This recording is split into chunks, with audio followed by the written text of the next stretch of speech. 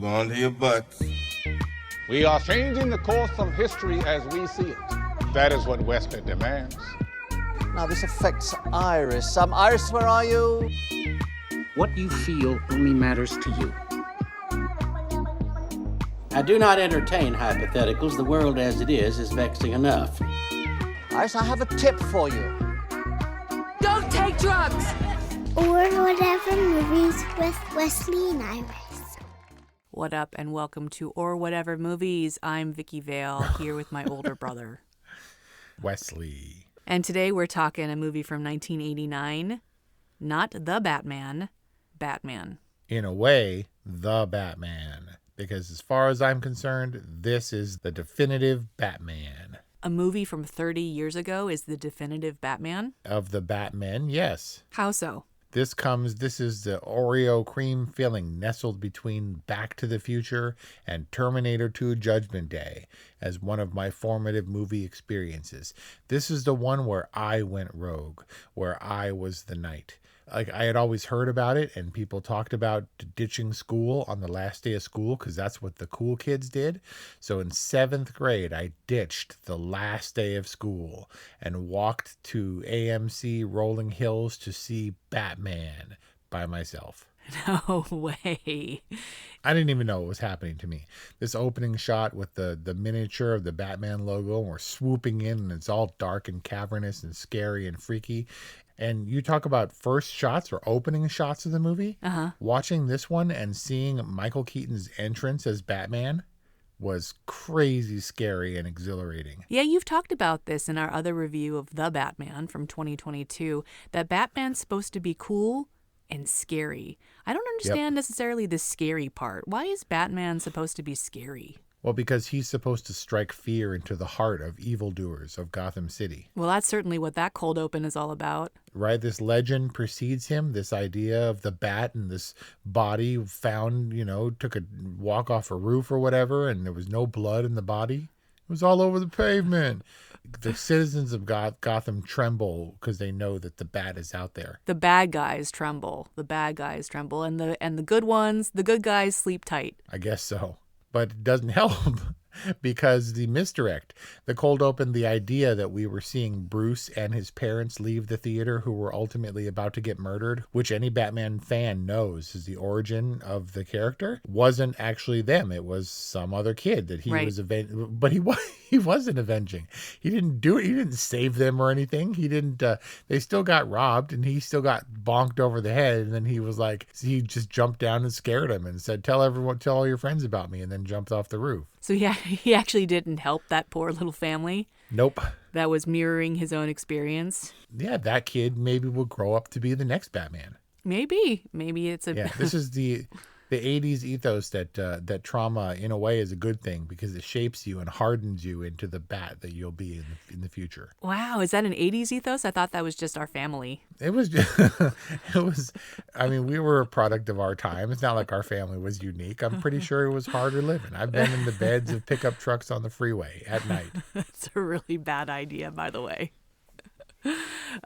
So yeah, I think a funny little misdirect. I guess in Batman's evolution, Michael Keaton's Batman is just his presence. He's just starting to make his presence known. What confuses me about this version of Batman is how nobody knows about Bruce Wayne. Why do Vale and Knox not know what he looks like? How do they not have files? Like, how is this reclusive millionaire billionaire completely unknown to the reporters, to the press, in this version of Batman? Right, Bob tells Jack Napier, she's dating some guy named Wayne.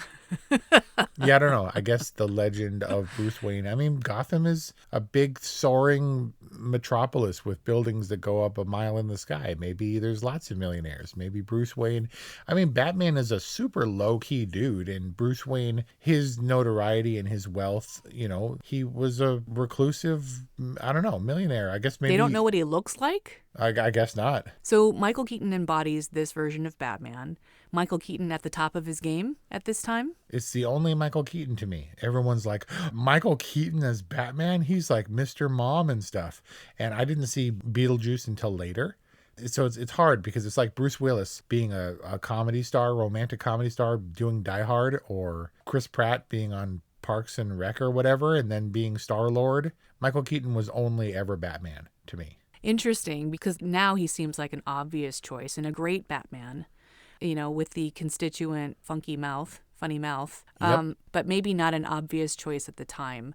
Hey, did you notice in this version that they actually talk about Birdman? That the Joker makes a joke about birds? I've been trying to figure this out for years, because the Joker in this movie, I think this is what makes him scary, is that Jack Nicholson's Joker is an utter madman, and he takes absurd joy in everything that he's doing. So this Joker, he was like the Willy Wonka of crime.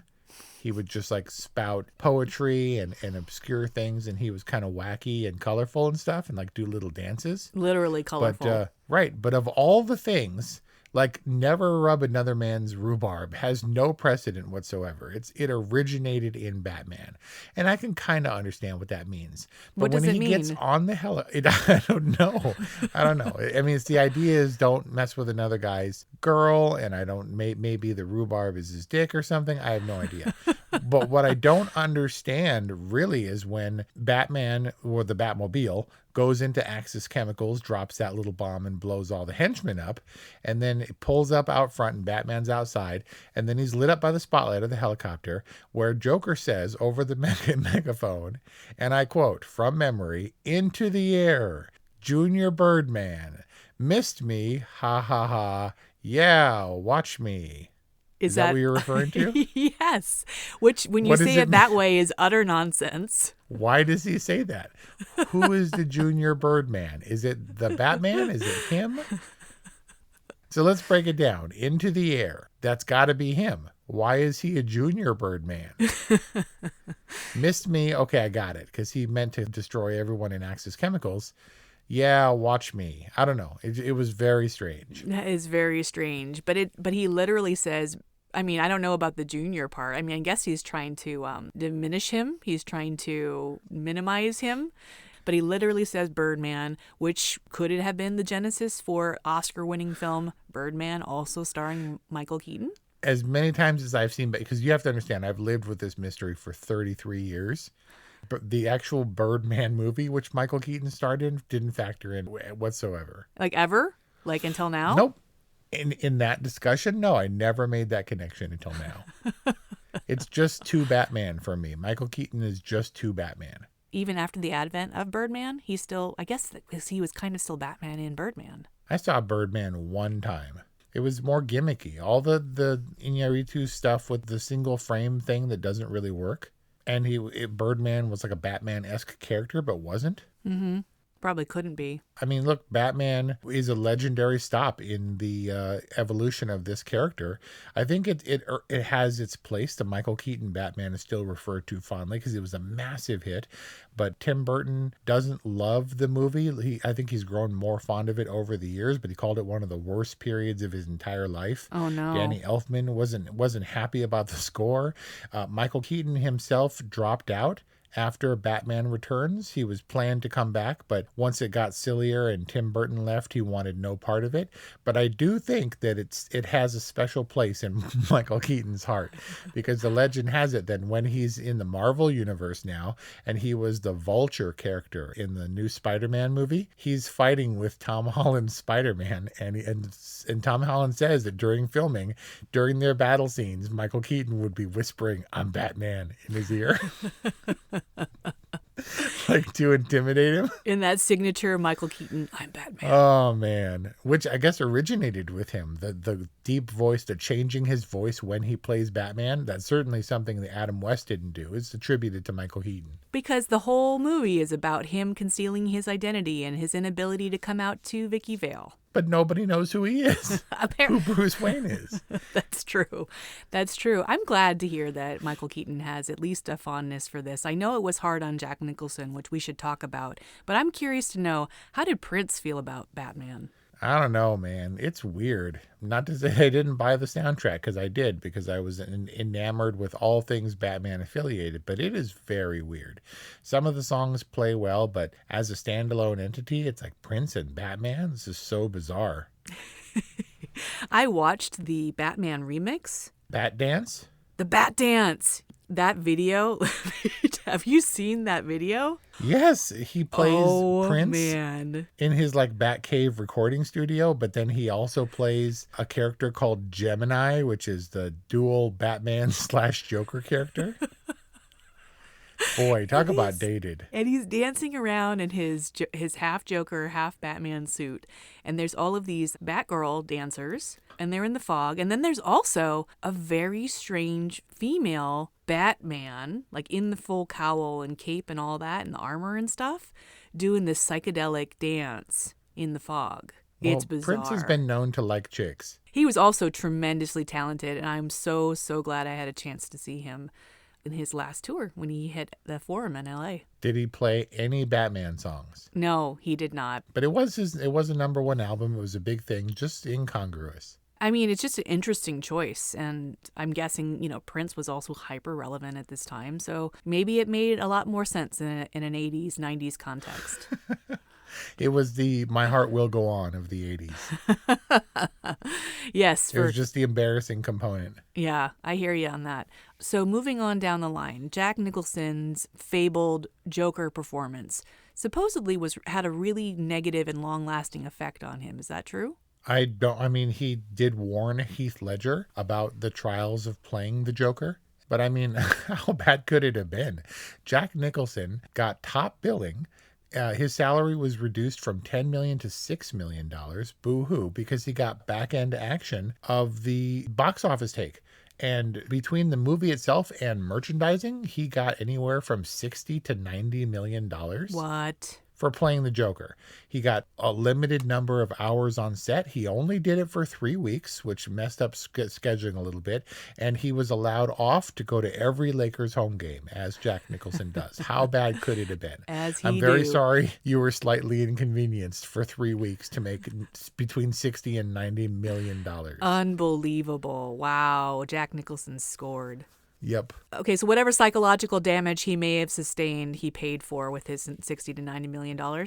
Yeah, he's just retired or whatever and eating sandwiches on yachts and stuff. I mean, how bad is it to be Jack Nicholson? He was already dark and twisty. You're telling me that Batman messed him up and he was just fine after The Shining? Good point. Touche. I don't know. I mean, he brings a decidedly dark but also maniacal and kind of ridiculous take on not that there was any take to necessarily differentiate from. Like, this was the first incarnation of Joker, and it's very cartoony and it's a little over the top, and it's since been grounded and the performances have become more gritty. But psychologically, I don't think this is any less gritty, even if it is comical. I mean, obviously there was the Batman TV show in which Cesar Romero played the Joker. And I think, there actually was The Batman movie with Adam West. So maybe not the first, but the defining Joker for the new age. Huge success, financial success, just overall. And they made back their budget, in the opening weekend? Pretty close. 40 versus a $48 million budget, but ultimately went on to make $400 million in the 80s worldwide. Unbelievable. And now this leads me to the Batman craze and my personal experience with Batman. So I distinctly remember being bat crazy, even though I don't even know if I had seen the movie. I must have seen it. I was 9 years old when Batman came out. I remember going to Target, and I remember seeing the VHS cello wrapped in the opportunistic, what's it called? Oh, impulse buy lane at the checkout. The little end cap thing? Yeah. Oh, yeah, okay. And I was like, oh, Batman. And it was like this really cool, minimal design. It just had the Batman logo. And it was also $20, which, Yep. in 89, it was pretty expensive. And I remember putting up a big stink about getting it and crying about wanting I think I maybe literally cried in order to manipulate mom or dad to purchase the VHS. But why did I care so much about Batman? I don't know, because I was influential and maybe I couldn't drum up the tears, but maybe I used you. You were my Bob. You were the Bob to my Joker in the quest to secure the Batman VHS. Oh, you mean my number one guy? Yep. Bob is the man. That was Jack Nicholson's buddy. Tracy Walter, Bob the Goon. Yeah. Why does he then dispatch with him so effortlessly and merrily at the end? Because he's maniacal. You probably don't hand the Joker a gun after that, but, you stick to your job. And you did. Thank you for securing us the Batman VHS by way of tears. That sounds about right and in character. I was Batman crazy. No, it's not. I'm going to argue that of all the comic book characters, Superman included, Marvel was a big thing but wasn't really a big thing cinematically. Batman is maybe the coolest comic book hero of all time. So if you were Batman crazy, were you also Kim Basinger crazy? I mean, obviously, Kim Basinger is a lovely lady, but it wasn't my thing in 7th grade. Was I obsessed? No. I thought she was fine. A little bit shrill. I do think she played this one particularly sexy. I mean, you look at Margot Kidder in Superman, and that wasn't like a sexualized character. But Vicky Vale was very much the photographer femme fatale type, just screamy. So we talked about the Batman and how even as a 45-year-old, I simply tuned out a lot of the politics because I wanted to see the cool Batman. And I inadvertently did that as a kid for this Batman because there was definite corruption in crime boss Carl Grissom and how he had infiltrated the highest levels of Gotham's government. So these gangsters were trying to take over his operations. But because I was so young, I didn't understand a lot of what was happening in Batman the first time around. I think this was actually the most adult superhero movie. I mean, Superman flew around with like the president and stuff, but there was a lot going on that I didn't quite understand. And I think the dynamic between the Joker and Vicky and Batman was part of that. And was also all kind of lost on you, it sounds. Yeah. Well, I think that Michael Keaton and Vicky Vale have nice chemistry, and Michael Keaton does this kind of charming thing where Michael Keaton always looks like he's working something out. And he's mildly distracted because when you see him looking at Kim Basinger, he's working out how he's completely falling in love with her while trying to carry on like a normal like introductory conversation. I feel like that's like Michael Keaton's signature thing. It's like Hugh Grant being perpetually confused. It's like Michael Keaton's always got multiple things he's working out in his mind. Look, the reason Michael Keaton makes a good Batman is the same reason that Jack Nicholson makes a good Joker. Michael Keaton, I think, is kind of nuts. Like when he does that thing with the poker, let's get nuts, right? I think Michael Keaton is actually a crazy person. And I think he's pretty coarse and he's like coarse ground coffee. And he needs the sanity filter where he can kind of make that into a gentlemanly Bruce Wayne type character when he's not Batman or whatever. And so I think that look on his face is like the coffee filter straining process. He's just trying to dial it in and refine it a little bit into thoughts that are manageable that you can deliver to a lady and not scare her away. I mean, isn't that kind of life? It's like we're always trying to socially adapt our psychosis to like be socially acceptable. Like to be. I don't know about you. It's gratifying, I guess, or encouraging to hear that it's not just me. Well, I mean, yeah, I think that's the whole point of our upbringing is all about socialization and bringing these impulses under control so that we can function within a society. Yeah, I mean, we deal with it in different ways. I'm probably more, I'm probably more Batman than Joker because he's all like secretive. When you process your trauma or whatever, you go mad, but he's definitely the introvert of the two. Well, how do you explain all the cape flapping? I mean, that Batman has a cape. Marvel has changed stuff up enough so that it doesn't look the same. Even Batman doesn't look the same as the Adam West or the comics version with his little darker colored underpants and stuff. They tried to make him more imposing and scary, so they did away with the spandex and did that rubber leather kind of combo. Yeah, which I think was really uncomfortable. Yeah, no, this was every subsequent movie has addressed how they've changed the costume. Lucius Fox wanted to make sure that Christian Bale's Batman could turn his head and stuff. Because, boy, Michael Keaton, there are like supercuts on YouTube of all the uncomfortable, awkward movements where he has to turn his whole body. He can't turn his head at all. He has to like lean all the way back like he's looking out the window at the roof in order to look up at the bell tower. Oh, man. And to do whole fight scenes like that? Yep. But he's perpetually like falling into scenes, floating into scenes with like the cape, arms and cape outstretched. And whenever that's how Batman do. Whenever he turns, I guess he has to do the whole body turn, but he also does the cape flutter, I guess, for dramatic effect. multiple capes for the way they hang. They needed to fly, so they were like silken when he would run and stuff. Oh, they had to change out the capes according to the application? Yep. So they made a mistake there because the new Batman, it looks more and more silly in a utilitarian superhero age, right? That he would have the suit and everything, but still have the cape for some reason. And so they should have done away with it as long as they were going to change the outfit all up. Hey, let's lose the cape. But it's like the whole Batwing thing in order to have, I think you need the cape. We already gave the Batman from 2022 a pretty hard time about Robert Pattinson kind of standing around in the detective scenes looking a little silly. I think you really need the cape because the most awkward part would be the bat butt. The bat butt, which was played up in one of the Schumacher ones. You just can't see the bat butt. Well, how was it played up? They did a thing where they were suiting up and putting on the belt and putting on the outfit, and then wham, they did a turn around, check the butt shot in the mirror. With who? The bat butt and the bat. It was George Clooney's Batman. They showed the bat butt and the Batgirl butt and stuff. No. Yep, and that was the bat suit with nipples. Ooh. But yeah, so the cape works specifically in the case of Batman. Yeah, I think it's a necessary part. All right. You ready to talk about the Batmobile? You hide behind this concept that the Batmobile is just cool, but it's just like the Bat phallus, right? Sure. I mean, this one was in particular. It was also the coolest Batmobile. With the flames and stuff, and it's all growling and its little Honda Civic headlights and stuff. This Batmobile was the coolest car. I mean, it's the least practical of my favorite cars. You know that damn thing 20 feet long? What? But it probably takes a while to get up to speed, and it has the bombs and that awkward CG shell thing shield. But when that thing gets going, man, it's terrifying. Da, da, da, da. Pew! And it's got like a turbine in the front and jet thruster thing in the back. Sweet. I liked the shields and his little kit type remote system where he's like, stop. Yep. He's just showing off to Vicky Vale when he causes it to stop like 1 inch from him. Yeah, with his giant 20-foot phallus.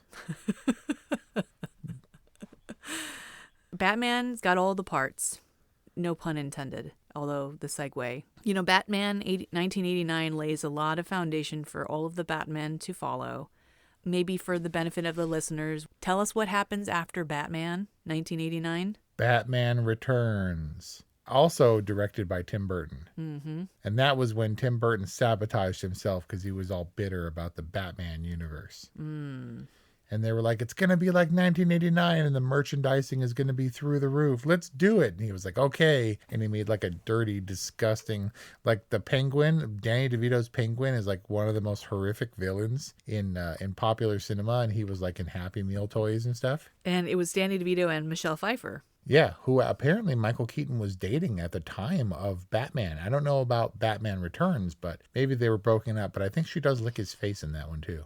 And then after Batman, Batman Forever. That was the Val Kilmer one. Batman and Robin. That was the George Clooney one. Batman Begins. Yes, Christian Bale. And we talked about the Ben Afflecks and it's all culminated with Robert Pattinson's The Batman, for which our discussion is available at orwhatevermovies.com. So, Wes, the Oreo cream of your, is that what you called it? The cream in your Oreo sandwich of seminal movie-going experiences? It wasn't quite as influential or sturdy, if you will, as enduring as Back to the Future and T2, but it was a sweet little in-between that I loved as a kid and was obsessed with Batman, as I'm sure many, many kids are. What's it like for you to revisit it today, and what is your ultimate rating today, and if it differs from what you would have given it in 1989?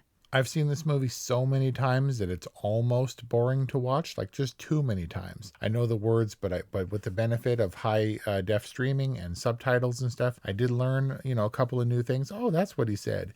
And that's when I took particular notice. I made sure to turn on the subtitles for the Into the Air Junior Birdman quote.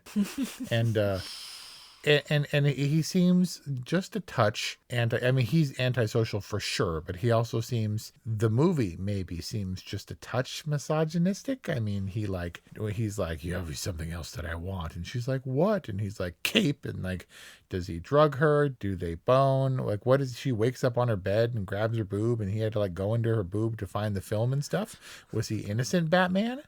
And he's like, I like you, girl. You're a really nice girl. I like you a lot, but right now, shut up. And he's like, kind of messes with her a little bit, turns her way. Like, she's like, all like, are we going to try to love each other? And he's like, I'd like to, but he's out there and I have to go to work. Yeah. And it's going to be on the Prince album. He's a little misogynistic, and Vicky Vale, in her part is also a little boundaryless in that way, in that regard. She gets all tipsy and she's like, I love you. And then she's like all long suffering and like, are we going to love each other? Yeah, but he was, when she was like all blasted and stuff and they did it, he wasn't drunk at all. He was all like laser focused and hanging upside down.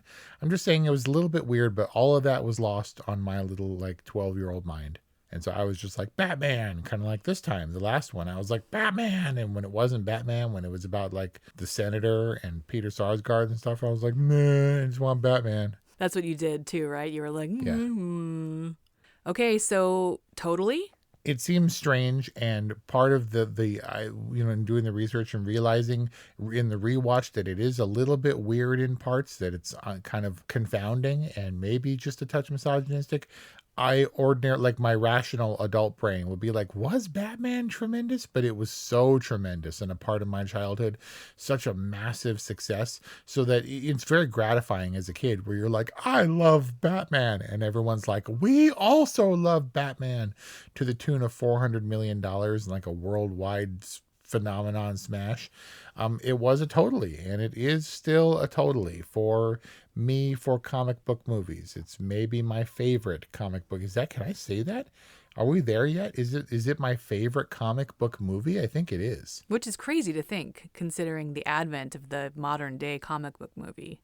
And it's one that I strangely find myself going back to again and again. I'll watch parts of Batman anytime.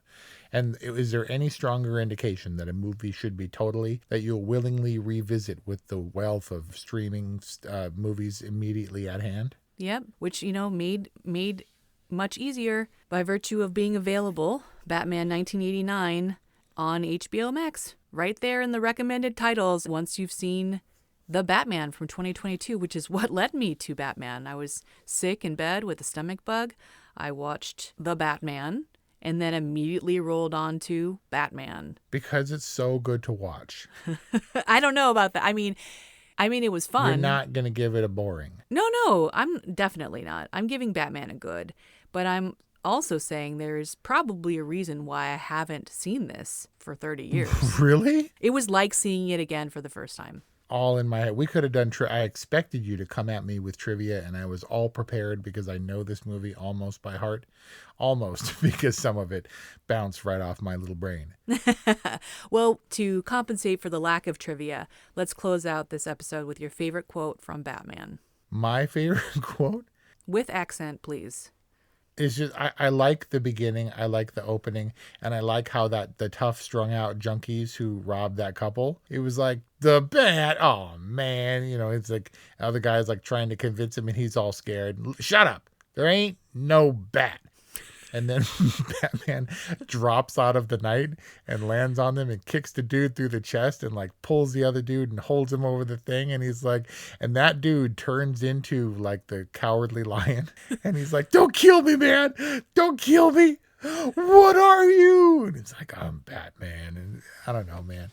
The fact that dude is so thoroughly terrified and goes from being the tough crime dude to whimpering in Batman's arms. And then your little 13-year-old brain exploded. Right? And he like does the thing where he flaps the cape and is all huge and silhouette and stuff. And I'm like, whoa.